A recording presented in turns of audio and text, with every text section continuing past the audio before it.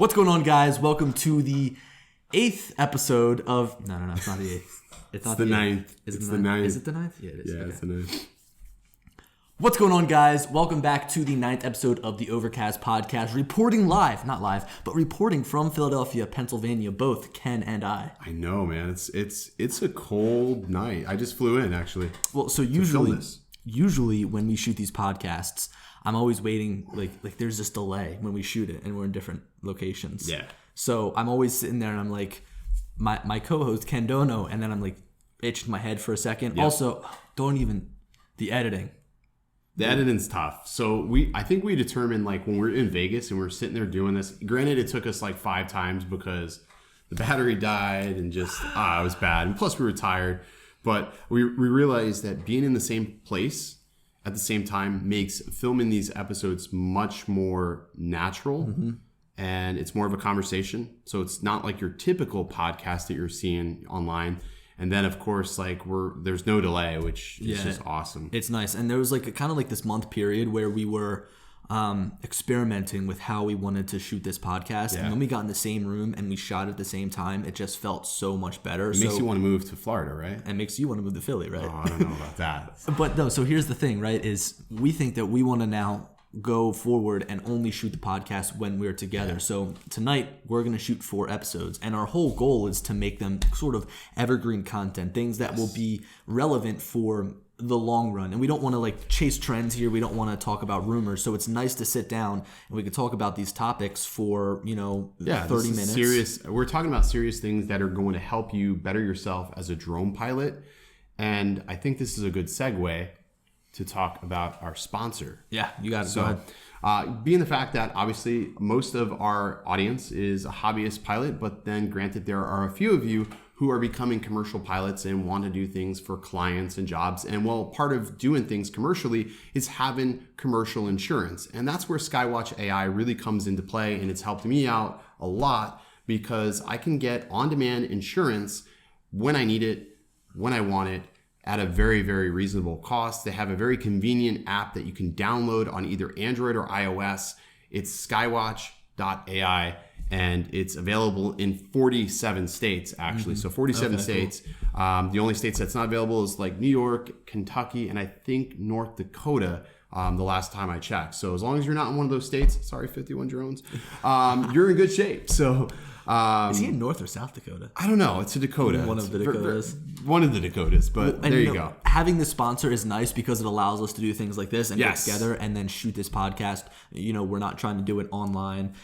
We really try to throw things together when we shoot it online, like we're FaceTiming or Skyping. So this feels so much better. So it makes it easier. So make sure if you guys are, use the link in the description because it lets them know that you're using it because you saw it here. And it's not like we won't have a sponsor that we don't use on the regular. And I actually really do use them. And so does Billy. So that's why they are our official sponsor of this podcast. Yes. Now, getting into the topic here, the last episode we did the 5 drone tips, 5 tips to better your drone video. Yes. Now we want to look at it from a photography aspect. And I've been taking a lot of photos with my drone, but like, I think that I'm more video centric. I've just never talked. Yeah, I think because YouTube is very video centric that we don't really get into the photo aspect, and we get sort of crucified a little bit because of that because we always forget the photographers. Yeah, a lot of the times when I do like my best camera setup guide, I only do it for video. I mean, I feel like photo's a little bit straightforward, and there's a lot of things that you can you can shoot the photo and then you can really fix it in post. So it's kind of easy. But today we've got 5 tips. We've got them, kind of written down here, just some typical things. And the first thing is always to check your settings. And just check over everything within your drone. And this was our first tip for shooting video too, but it just translates over to photos because you want to make sure you're shooting in the right aspect ratio. You want to make sure that you're shooting with the correct white balance, even though you can really tweak that after the fact. It's a little bit harder with video. But. So if you're shooting in RAW, if you shoot in RAW, so there was actually a great tutorial about this. If you shoot in RAW, you have a better chance of fixing white balance. Yes. So one of the things I would probably say is obviously, slow down, check your settings, but I would encourage you, if you're not shooting in RAW, to start shooting in RAW. It's it's almost a must in my opinion. Sometimes, and this is another thing to check, whenever I go to actually shoot photos, and let's say I just updated my firmware, it totally switches it and makes it shoot in JPEG. So I have to go in, I've got to change it to RAW. So that's something to look out for. Again, check your settings, take your time before you fly. But shooting in RAW is a must. This file sizes are definitely bigger. It's in the .dng file got format. Much more information in those files though. Yeah, and you really can push the boundaries of the highlights and the shadows within your photo to make them look exactly how you want them to. Yeah, so one of the main reasons I shoot in RAW is if I try to access a JPEG and I try to, let's say I'm trying to color grade it, or not even color grade it, just trying to push the dynamic range in the file, when you stretch color so far and it's not shot in RAW, you will notice that your sky, your blues or your greens will start getting abandoned, and the image just doesn't look very appeasing or appealing when you get it on a screen that is of a high resolution. Like I had a photo here I shot in Vegas. I accidentally did the mistake of I shot it in JPEG,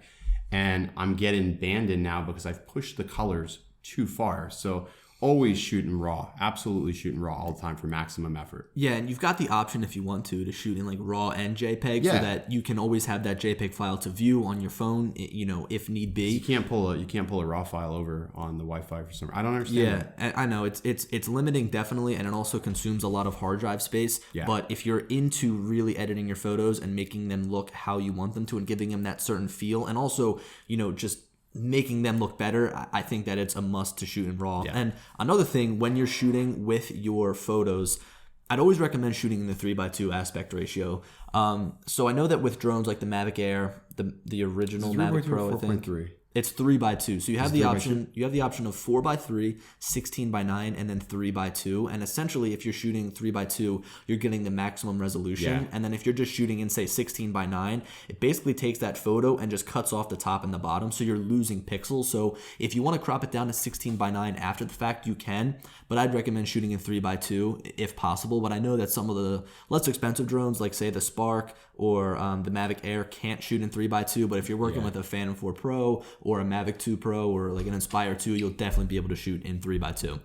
So that's pretty much it. Again, just check your settings. I really can't preach that enough. Even if it's not going to be the settings off of your camera, check the drone settings too, your return to home altitude, just everything, because things can change if you update your firmware, and you don't want to end up with a drone that's crashed because it doesn't return home properly. Yeah, so I think the next topic is multiple photos, and I think we can sort of piggyback so multiple photos from different angles. Yeah, so like this is huge for long exposure photography, because if you take one photo, if you take it on a tripod, right, and you're shooting with a DSLR, you usually get like a really clear photo. But if you're going to be shooting with a drone, you've got the wind factor, you've got the factor that it might drift.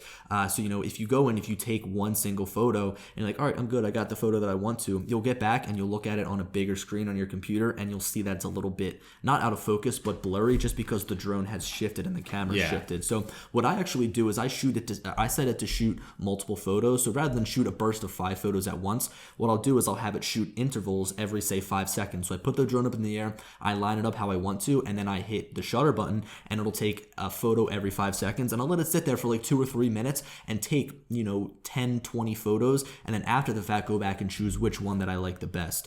So that's good for taking multiple photos in the same spot. But again, different angles is always cool. So what you can do with those multiple photos, I don't know if you've tried this, but if you're as we talk about taking better photos, a lot of what we're talking about too is going to require some post-processing.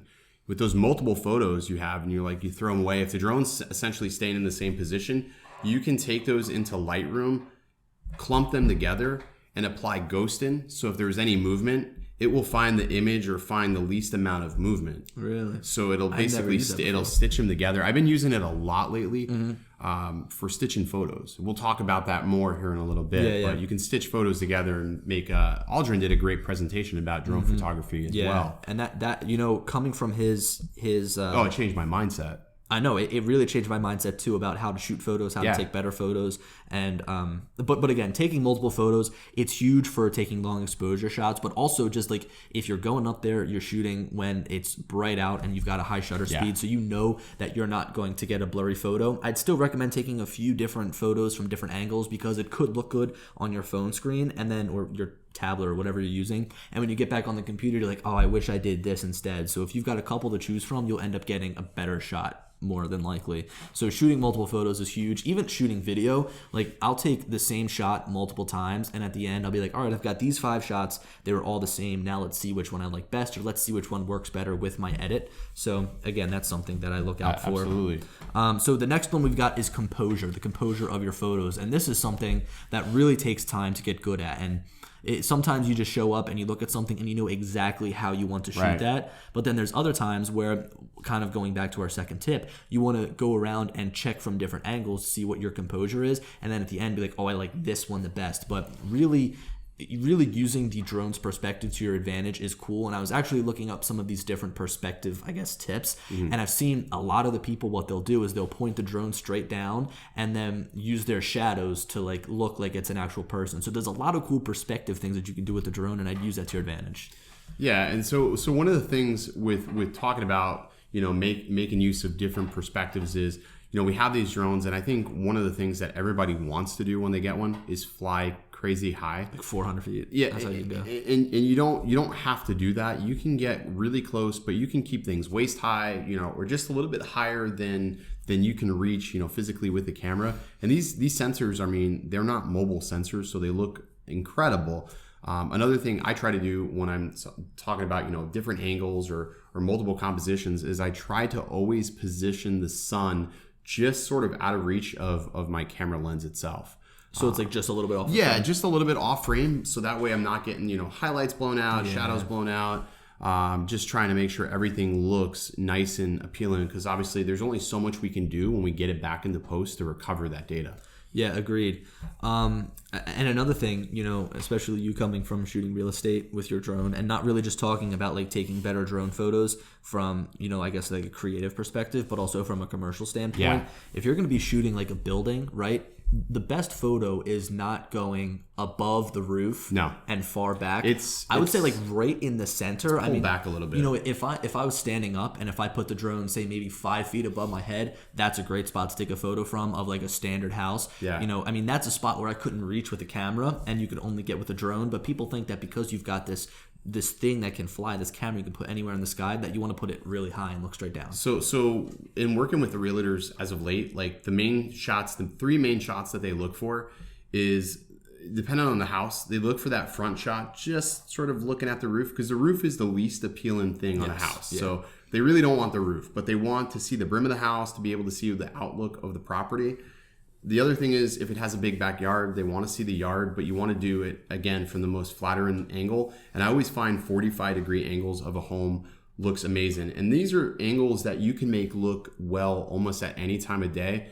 However, with the front of the house, the sun can never be behind the front of the house when you're shooting. It just can't. You'll never get, the sensors are too small on these cameras in most cases to be able to absorb that much sunlight, and you're just not going to get the shot you want. So if you're shooting real estate, my tip for composing those shots would be always make sure the sun is to the front of the house. So before you do these shoots, know whether your house faces east or west or south. Have some idea where the sun's at so you know what time of day to shoot it. You know, I've got a great app suggestion. It's called Photo Pills. Have you ever used it? I have never used Photo Pills. Back up a little bit. You're like yelling in the mic. I'll take that. I can take that beat down.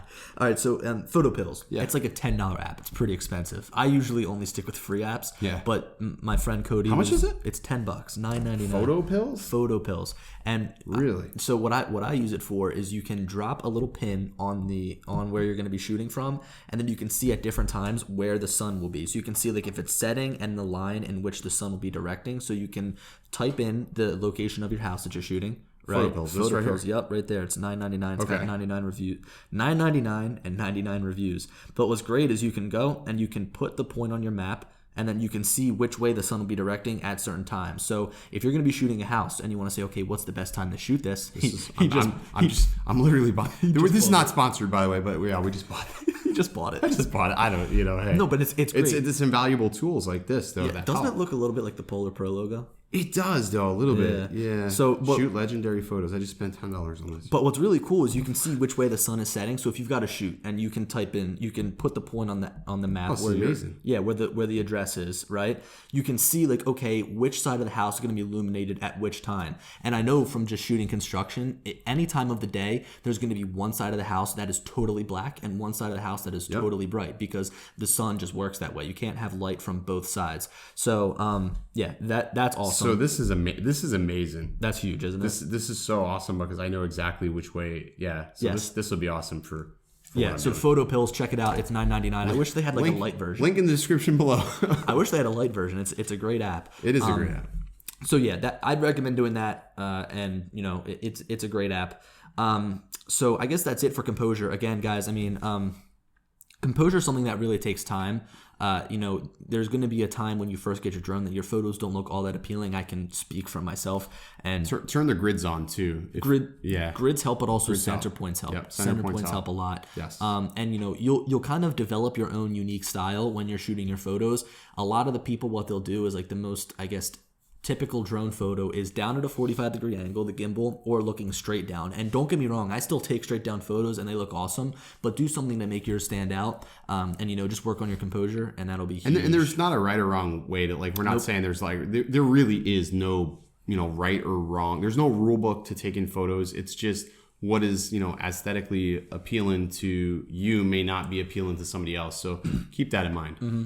Now there's this next tip. We have got two different modes that we want to talk about, two different, I guess, shooting techniques. The first one is panoramas, and the second one is bracketing. I'll talk a little bit about panoramas. He'll talk about bracketing because he's used that before.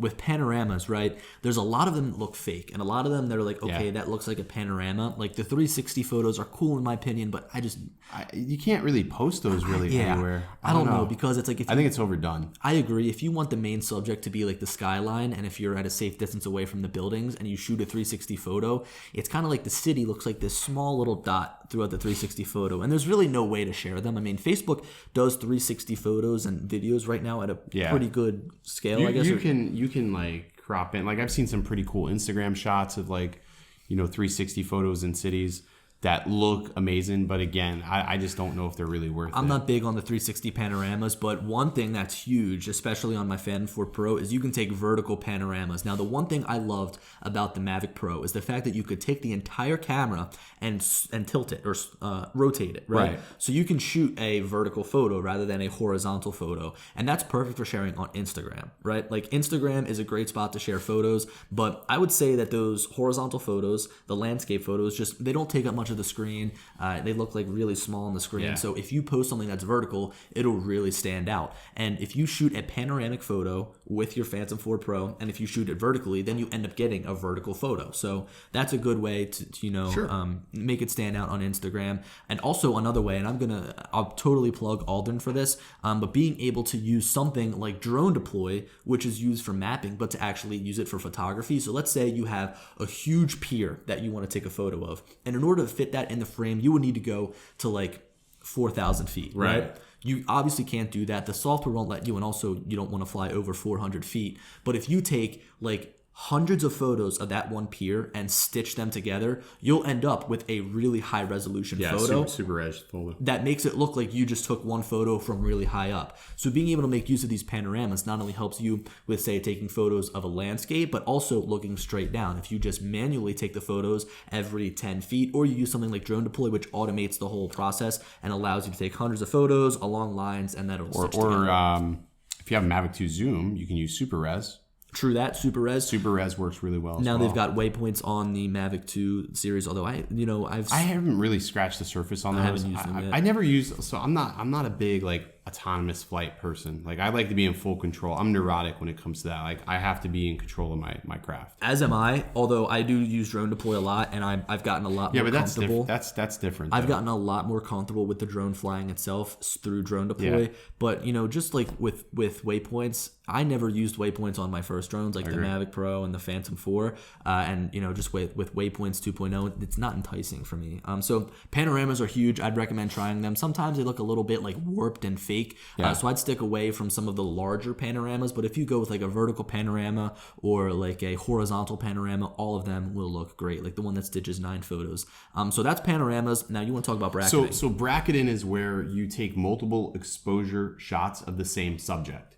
And the reason why we do this is we talk about dynamic range. So sometimes like I'm shooting a house and I just can't get over there when the sun is, in front of the house. I have to shoot it where the sun may be, high noon, or it's possibly, off to the right. And if I expose for the shot, normally where it should be when the meter is at 0, the sky is blown out. It looks white, but the house is perfectly exposed, or what you would think is perfectly exposed.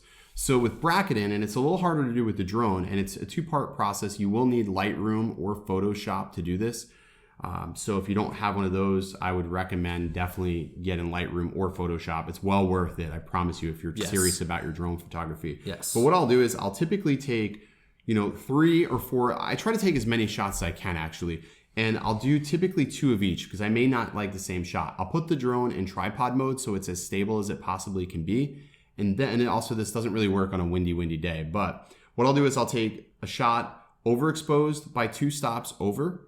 So I get the house, the ground area perfectly exposed. I take 2 shots with it, perfectly exposed, so the house has the correct exposure. And then I take 2 shots underexposed, and I'm going by 2 stops of light, so increments of 2.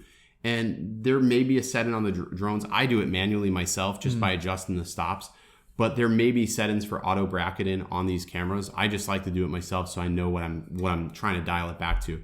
Then what I do is I'll take it back to Lightroom. And what I'll do is I'll choose the 3 best photos and I'll lump them together in what we call HDR mode. When I combine those photos together, I get a really nice starting point. It's not complete. You still have to do a bit of post-processing.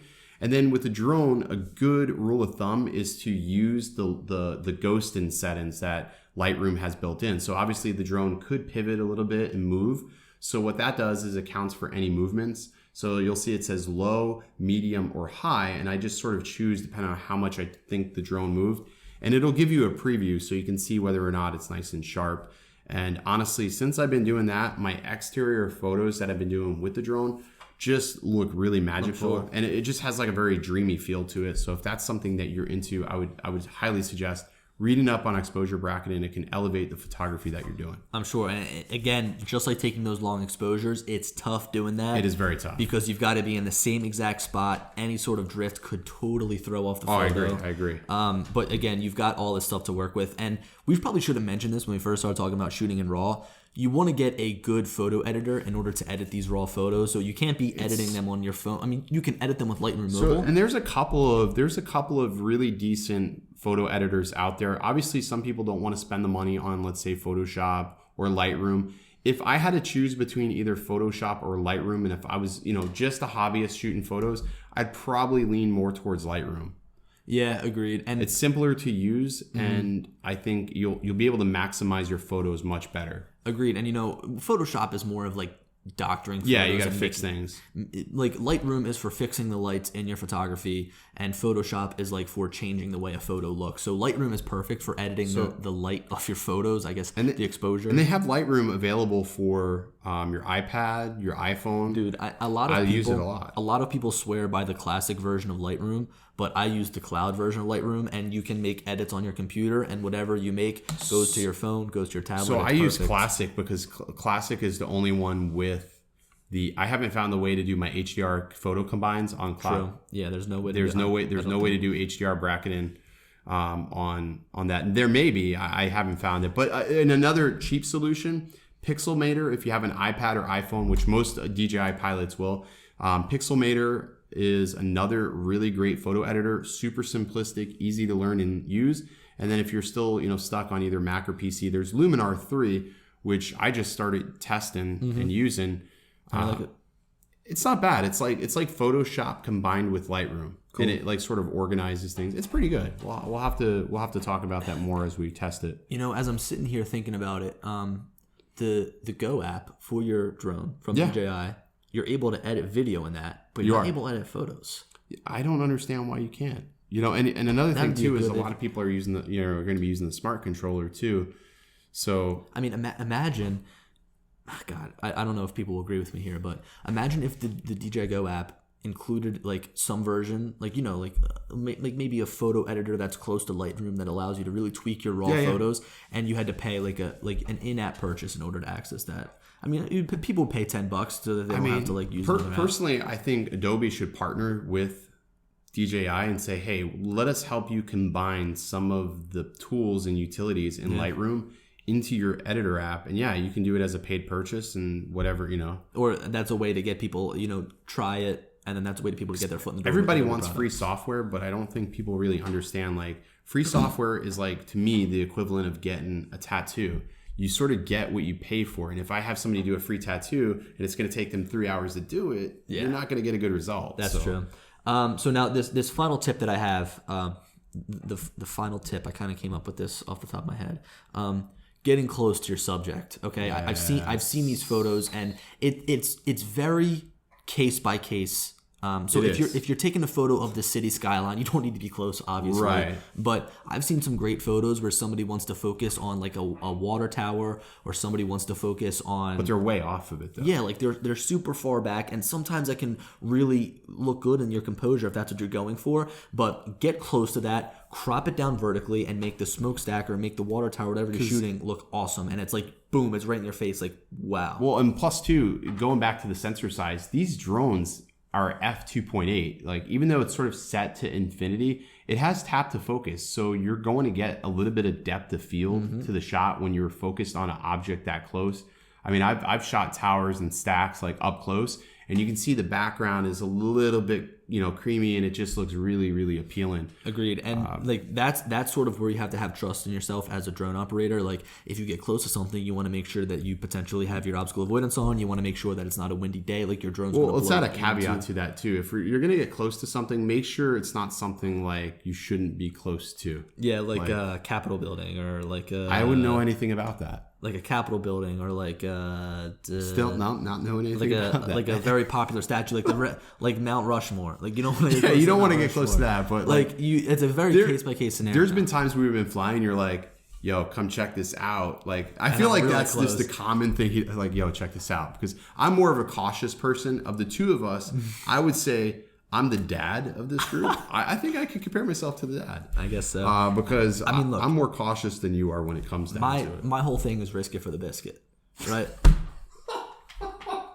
You've got to risk. You've got to risk it for the biscuit. So, like, if you want a really cool shot, you're gonna fly your drone really fast through really tight spaces. So I've got my Phantom 4 Pro. We call it the stunt drone. Yeah, we're taking that tomorrow. Stunt drone. And I'll fly this thing through a gap this big. And if it comes back, it comes back. And the footage just looks so awesome. So, you know, at times getting close to a subject might be a little bit risky. But again, if you have confidence in yourself and you know that you're not going to, you know, mess up, it really does give you a cool looking photo or a cool looking video. And that's, you know, I think it's par for the course for both. Get close to something. Get close. I mean, it just gives you a different dynamic that nobody else is doing. Again, I think, like, you look through Instagram and there's so many shots, you're just so far away, and you're like, why? You have a drone that can go anywhere, do anything. You know what? I know this is a podcast and it's very audio centric, but I'm going to put an example up on the screen of me getting really close to the smokestack. And I don't know if you've even seen this yet. So you can't make it when you were looking down. No. You can't make a comment on it yet, but I'll show it to you. And I got really close to it, and it looks really awesome because the entire smokestack, and you know how thin it is. Yeah. Almost filled the entire frame. Oh, that's awesome. So you had to be right up on it. Yeah. I mean, I know which you're talking about. The one where we were at the one time. No, it's a different one. It's up in New York. You guys just saw it. He hasn't seen it yet, so you guys are in on it. He's not in on it. That really sucks. I feel like that's not cool. That's not cool. Well, when you watch the edited version back, you'll be able to see what I'm talking about. I'm not watching something we just filmed. You're gonna just show it to me. Okay, so guys, just to really quickly go over everything we went over. First of all, take your time, check your settings. You don't want to get up there and shoot in the wrong aspect ratio. You don't want to get up there and not have your RTH settings set properly. Also, take multiple photos from different angles. Work on your composure. That's something that kind of comes with time. Also, make use of panoramas and bracketing, as he preached on. And also, get close. Risk it for that biscuit. But guys, we're almost running out of time here. The camera has a 30-minute timer limit. So, you have anything you want to say really quickly? That's it.